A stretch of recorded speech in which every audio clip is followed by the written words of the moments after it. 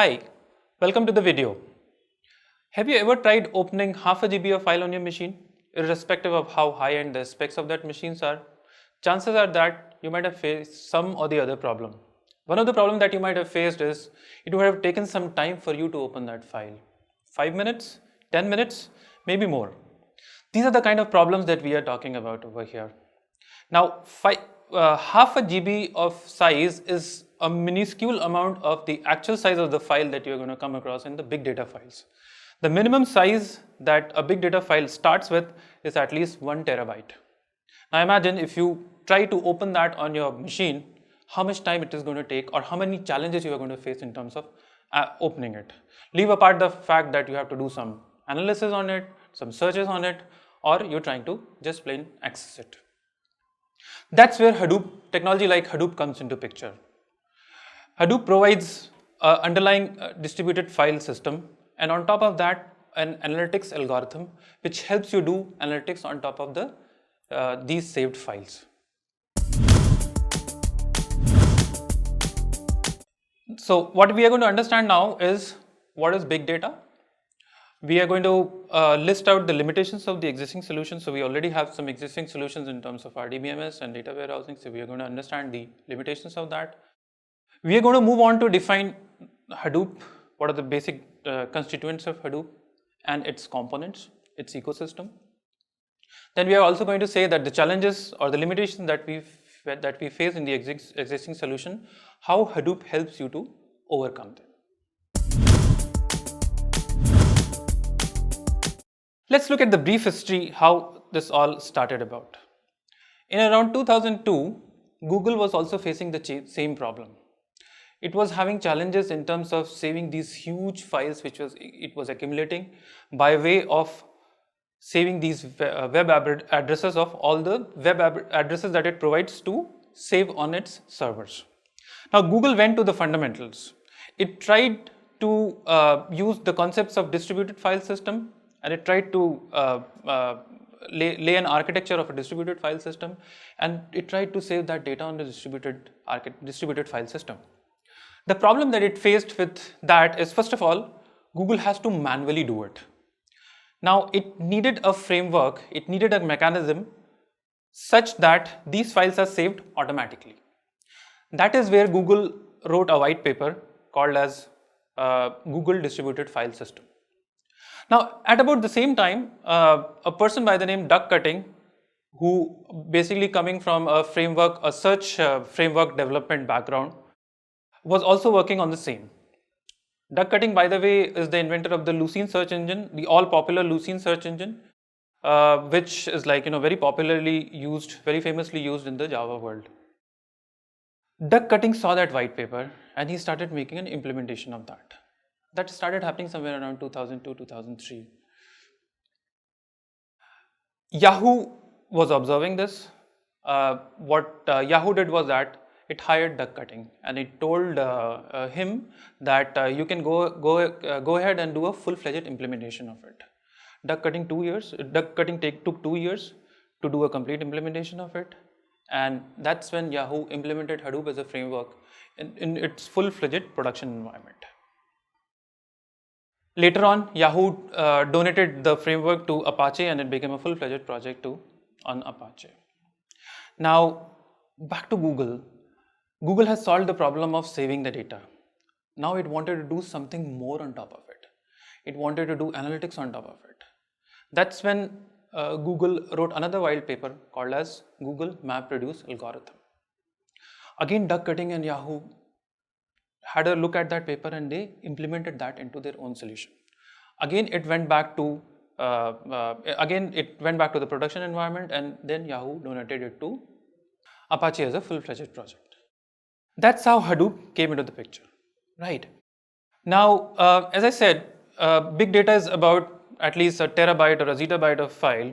Hadoop is a framework which helps you, first of all, save that file, and secondly, do analytics on top of it. We saw the challenges in terms of file when it starts from a 1 terabyte file of size. You have problems in terms of saving it and accessing it. Hadoop as a framework helps you to first of all save this file by way of its distributed file system, and then once the file is saved, it helps you to do analytics on top of it. And that analytics is done using the MapReduce algorithm of Google MapReduce algorithm implementation. Now, let's see what is the kind of data which is saved in this big data files.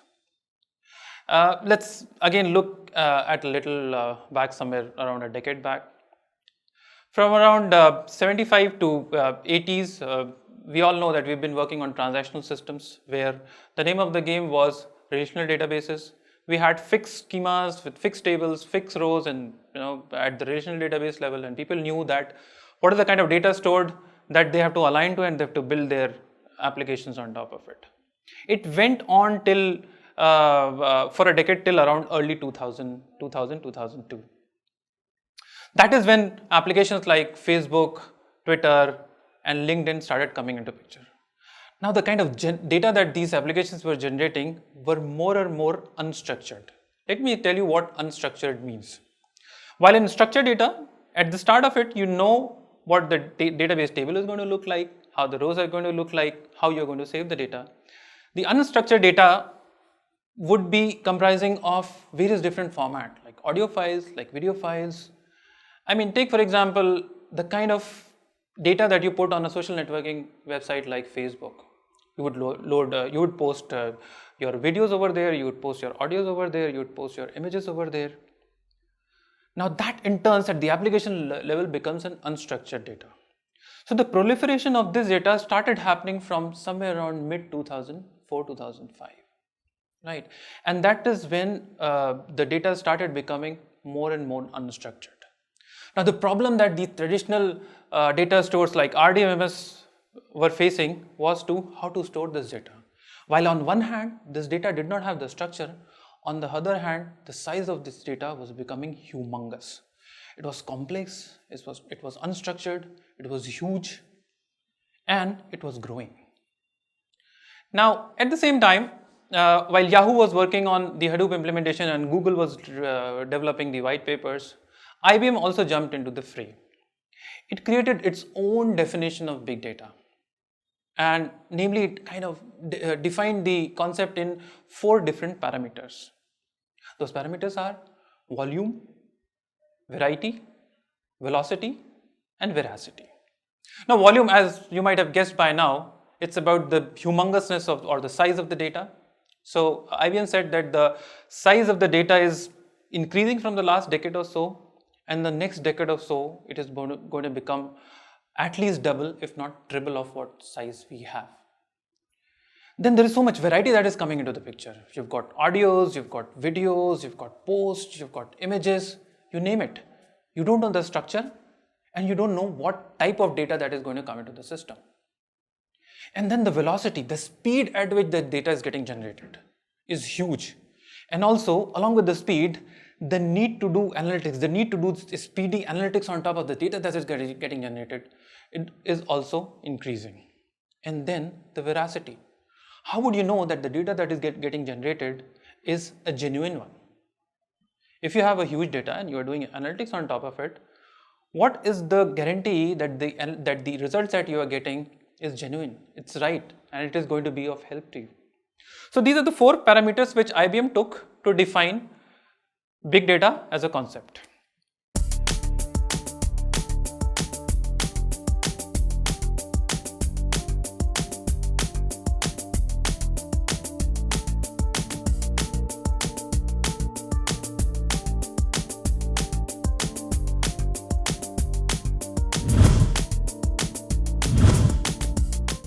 So now let's look at the limitations of the existing solutions. Now what are these existing solutions? There is data warehousing. Now we all know that data warehousing builds on top of RDBMS data store. Now the limitations that this poses is, first of all, the RDBMS has got a fixed schema. The table, the schema, the rows, the columns, everything is described right up front before the database moves into production. Another obvious problem is that you have a cost associated with it. All the leading providers like Oracle, like MySQL, like MS SQL have got a commercial aspect to it. Now the third problem is that if you have a file like 1 zettabyte of size, first of all, you'll have problems in saving it on these systems, because these systems are not meant to be saving that huge a file. Now, if at all you're able to save it, another problem that you're going to face is when you're trying to access it. If you are trying to access it through some web solution or some web page, it is going to take a long time for you to access it. If you're trying to do analytics on top of it, as I said, if you're using a solution like data warehousing implementation, you cannot take the entire population of data to do your analysis. You'll just have to rely on only a small portion or a small subset of the data to do your analytics. Because if you're using the entire population, it is going to take a lot of time for you to do the analysis. Sometimes days, weeks, or maybe months.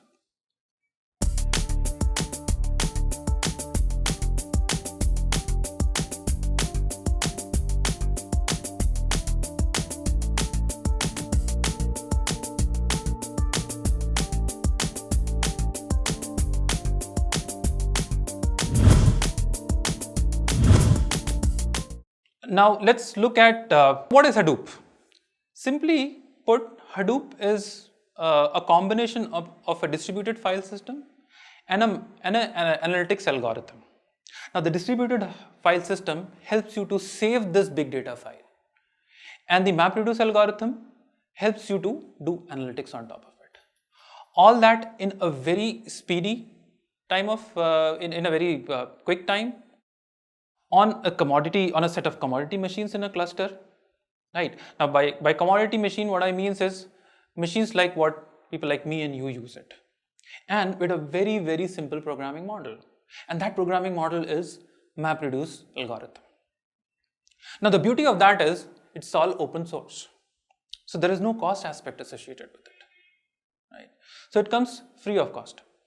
Now, having understood basically what Hadoop is all about, let's see what the Hadoop ecosystem is. Hadoop ecosystem is not only a distributed file system or the MapReduce algorithm, it's also a couple of other components which have been made to provide certain other conveniences.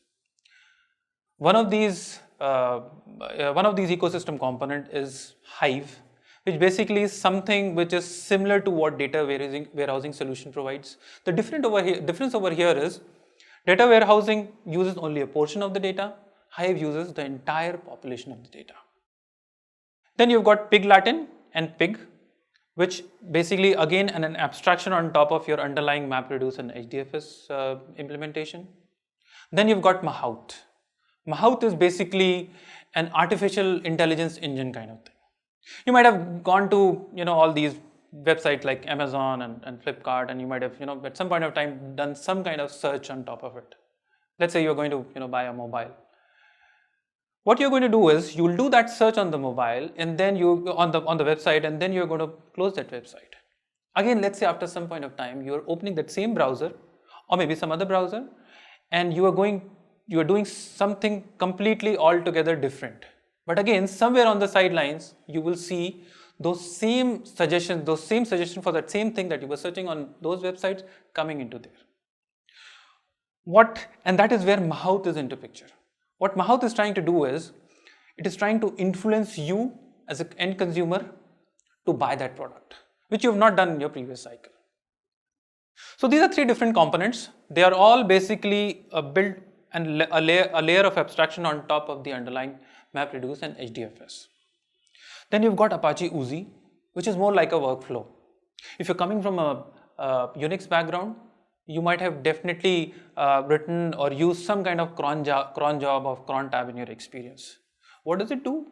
It actually helps you to start jobs, it helps you to stop jobs, it helps you to run jobs at a specified interval of time. That is what Apache Oozie is, but more in terms of the Hadoop world.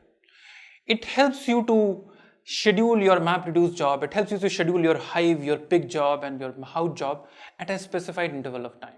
It helps you to do that, as simple as that. Then we've got frameworks like Sqoop, we've got frameworks like Flume. A Sqoop is a simple thing, right? When you are doing a big data implementation using Hadoop, most of the time you would want your transactional data in an OLTP system. You would want to pull that data from the OLTP system, back into your distributed file system, Hadoop distributed file system. You will use Sqoop to do that. Sqoop provides a very, very simple interface for you to pull that data from the RDBMS and put that into your Hadoop implementation. Flume is more about the unstructured data. So if you've got a, let's say, an application like LinkedIn or a Twitter, which is like continuously generating unstructured data, which would have videos, which will have audios, it will have images. Flume is the framework which is going to help you pull that data from that system and put that into HDFS.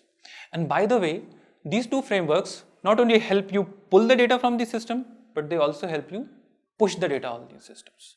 So the traffic is both ways. The framework provides you the facility to pull and push the data from these systems. All right. So having understood the ecosystem and the Hadoop as a fundamental, let's see a little bit more in detail about what Hadoop is all about. What are the various different components of Hadoop itself? Hadoop as a framework itself. Hadoop as a framework, to put it simply, comprises of two portions.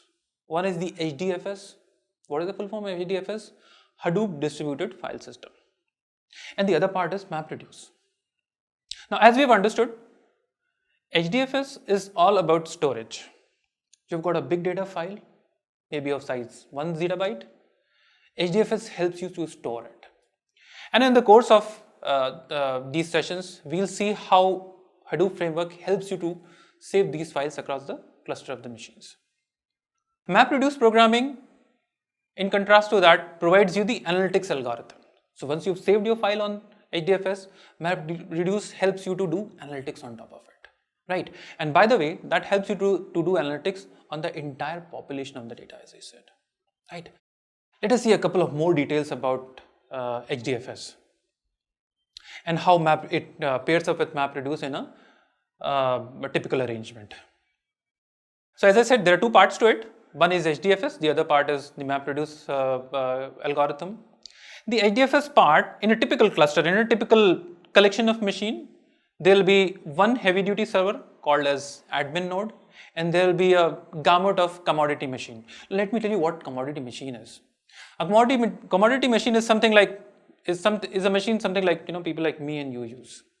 An 8 GB RAM kind of laptop or a desktop with 1 terabyte of disk, and let's say an Intel i7 or a AMD Athlon kind of processing power. So those are commodity machines. A typical Hadoop implementation would have one heavy duty machine called as admin node and a couple of, let's say some 10-15 commodity machines spread across the cluster. Now let's start with understanding what this admin node is all about. This admin node typically runs two daemons on it. One is the job tracker and the other one is the name node. Now let's do a direct correlation. Name nodes directly correlates to the HDFS part of it. Name node on the admin node manages everything with respect to storing, managing and accessing these huge files, big data files that we are talking about. In contrast to that, the job tracker is more about managing MapReduce algorithm implementation. They both run at the admin node level and they both are daemons, right? A typical admin node machine is a heavy duty machine, probably a Xeon server kind of processor or a 64 GB RAM kind of machine. We'll see the details of that in the subsequent unit. Now let's move on to the commodity machines. What are commodity machines? Commodity machines are the machines which save the data that you are trying to save on your distributed system. So it would always have some two daemons running on it. One daemon would be data node and the other daemon would be task tracker. The data node is going to take care of the distributed file system aspect of your implementation. And the task tracker is going to take care of the executing the MapReduce algorithm implementation part of the aspect. The data node is going to keep on interacting with the name node. The task tracker is going to keep on interacting with the job tracker.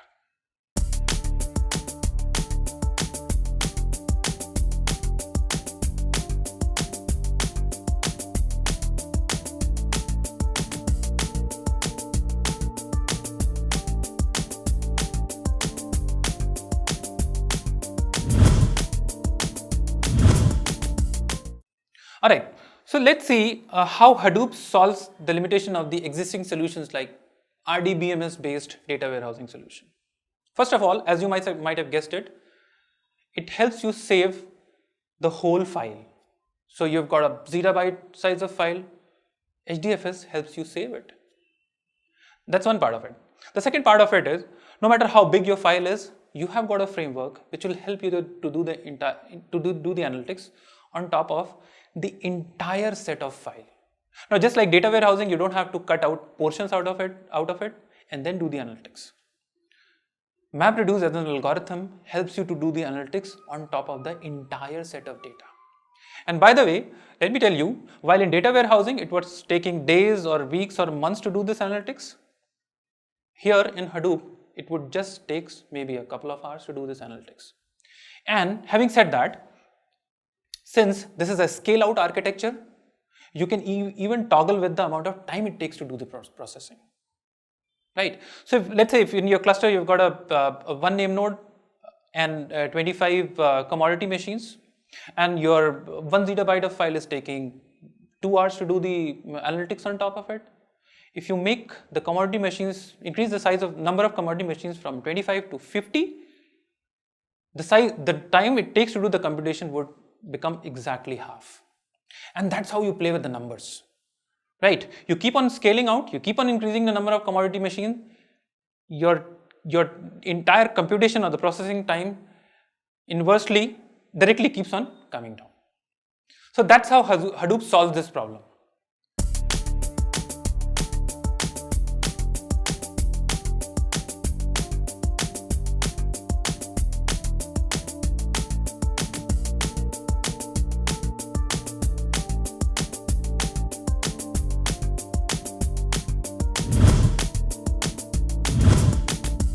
So let's see what we have understood in this unit.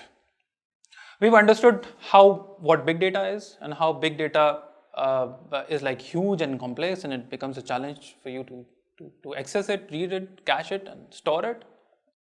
We've also seen what are the existing solutions like data warehousing built on top of RDBMS. We've seen what are the challenges with respect to that.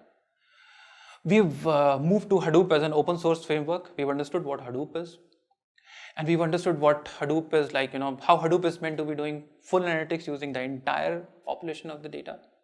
And then Hadoop also has another aspect. We've seen how Hadoop has a MapReduce algorithm built inherently in the framework itself. And then we've also seen how Hadoop provides a solution in terms of not only storing the data, no matter how huge that file is, but also providing you a framework to do analytics on it.